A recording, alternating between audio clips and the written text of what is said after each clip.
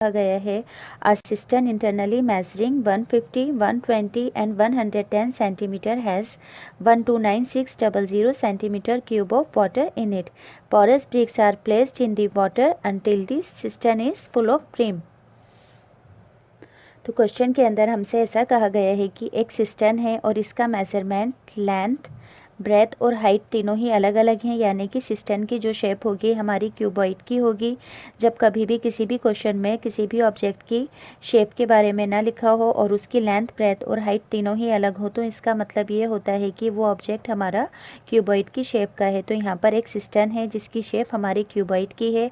अब कहा गया है कि इस क्यूबॉइड के अंदर इतना पानी है, यानी कि इस लेवल तक इस क्यूबॉइड में 129600 सेंटीमीटर क्यूब ऑफ वाटर है। अब यहाँ पर कहा गया है कि पोरस ब्रिक्स इसके अंदर सिस्टर्न के अंदर डाली जाती हैं। पोरस ब्रिक्स यानी कि जिन ब्रिक्स में ऐसे गोल गोल से छेद होते हैं वो हमारी पोरस ब्रिक्स होती हैं। और पोरस ब्रिक्स इस सिस्टर्न के अंदर तब तक डाली जाती हैं जब तक पानी हमारा इसके सिस्टर्न की ब्रिम तक ना आ जाए। अब आगे क्वेश्चन के अंदर कहा गया है कि each bricks observes 1/17 of its own volume of water, यानी कि ये जो ब्रिक्स हैं हमारी अपने ही वॉल्यूम का 1/17 ऑफ वाटर अपने अंदर एब्जर्व करती हैं। तो हमें यहाँ पर बताना है कि how many bricks can be put in without overflowing the water, यानी कि इस सिस्टर्न के अंदर ऐसी कितनी ब्रिक्स को डाला जा सकता है जिससे कि पानी बाहर निकल कर ना गिरे सिस्टर्न से, यानी कि हमें यहाँ पर नंबर ऑफ ब्रिक्स को फाइंड करना है और यहाँ पर हमें ब्रिक्स का मेजरमेंट्स भी गिवन है। तो पहला काम हम क्या करेंगे कि सिस्टर्न की और ब्रिक्स की वॉल्यूम को फाइंड करेंगे। वॉल्यूम ऑफ सिस्टर्न निकालने के लिए क्यूबॉइड की वॉल्यूम का फार्मूला लगाएंगे L इंटू बी इंटू के अंदर H, और तीनों ही वैल्यूज़ हमें यहाँ पर गिवन है। तीनों ही वैल्यू मल्टीप्लाई होकर आएंगी हमारी 1980000 सेंटीमीटर क्यूब, क्योंकि वॉल्यूम के लिए हमेशा सेंटीमीटर के साथ अपना क्यूब लगाते हैं। Volume of water in cistern हमें कितना दिया हुआ है यहाँ पर 129600 centimetre cube.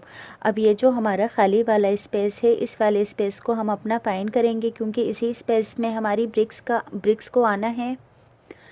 Empty space of cistern को फाइंड करने के लिए हम क्या करेंगे कि टोटल वॉल्यूम ऑफ सिस्टर्न के अंदर से हम अपना माइनस करेंगे जितना पानी इसके अंदर है, यानी कि 129600। तो ये माइनस होकर आएगा हमारा 1850400 सेंटीमीटर क्यूब। अब क्योंकि हमें अपनी नंबर ऑफ़ ब्रिक्स को फाइंड करना है इसलिए लिखेंगे let the number of bricks n। अब यहाँ पर हम क्या करेंगे कि n ब्रिक्स की वॉल्यूम को फाइंड करेंगे।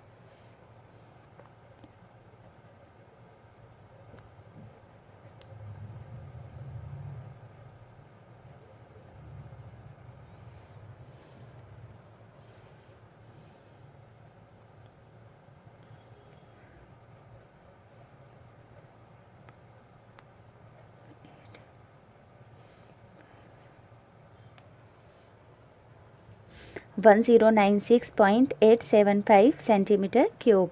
अब क्वेश्चन के अंदर कहा गया था कि ये ब्रिक्स अपने ही वॉल्यूम का 1/17 पार्ट ऑफ वाटर अपने अंदर एब्जर्व करती है। तो यहाँ पर लिखेंगे water absorb by n bricks.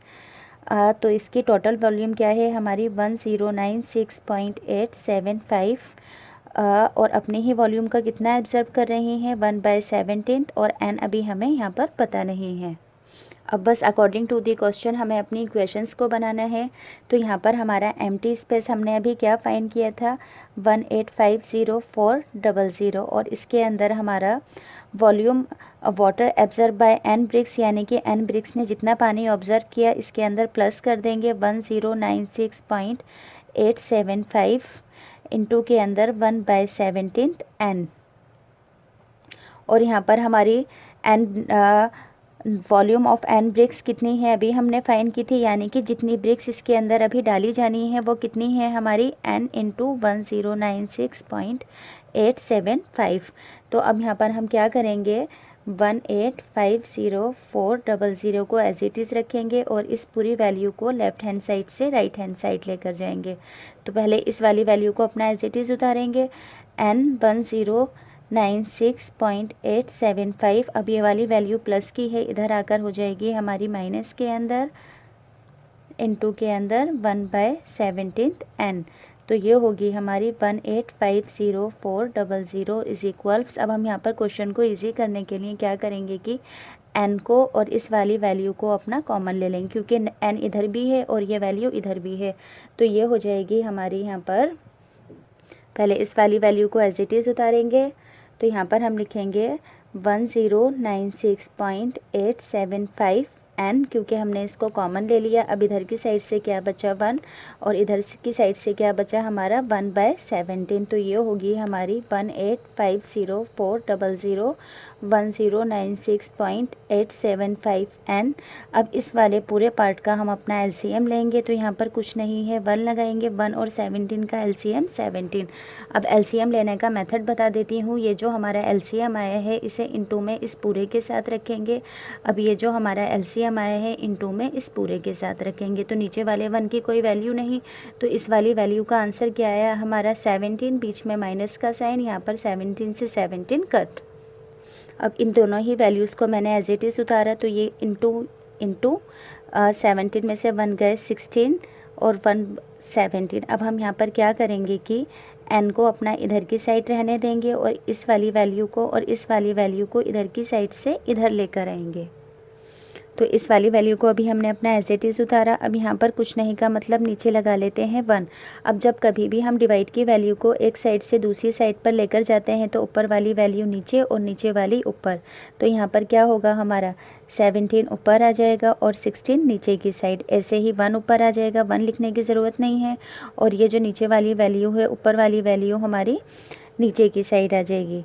तो अब यहाँ से हम पॉइंट को रिमूव करेंगे तो ऊपर की साइड हमारे 3 ज़ीरोज़ आ जाएंगे। अब हम इसे कट करना मैं आपको बता देती हूँ, ध्यान से देखेंगे। तो फर्स्टली हम इसे कट करेंगे 5 से, तो कट करने पर आएगी हमारी 21937। अब इसे भी हम अपना 5 से कट करेंगे तो ये आएगा हमारा 200। अब अगेन 5 से कट करेंगे तो आएगा हमारा 43875। अब अगेन 5 से कट करेंगे तो यहाँ पर आएगा हमारा 80। अब यहाँ पर हम अगेन इसको 5 से कट करेंगे तो कट करने पर आएगा हमारा 8775। अब क्योंकि यहाँ पर तो अब यहाँ पर हमारा 5 से कट हुआ था, ये 5 4, यहाँ पर 5 4 जा आता, मैंने गलती से 80 लिख दिया था, ये यहाँ पर हमारा 40 आया। अब यहाँ पर भी 5 से कट हो गया। अब यहाँ पर ये कट होगा हमारा 5 से, आएगा यहाँ पर हमारा 8। अब ऐसे ही ये वाली वैल्यू हमारी 5 से कट होगी तो आएगी 370080। अगेन 5 से कट होगी, ये आएगा हमारा 74016।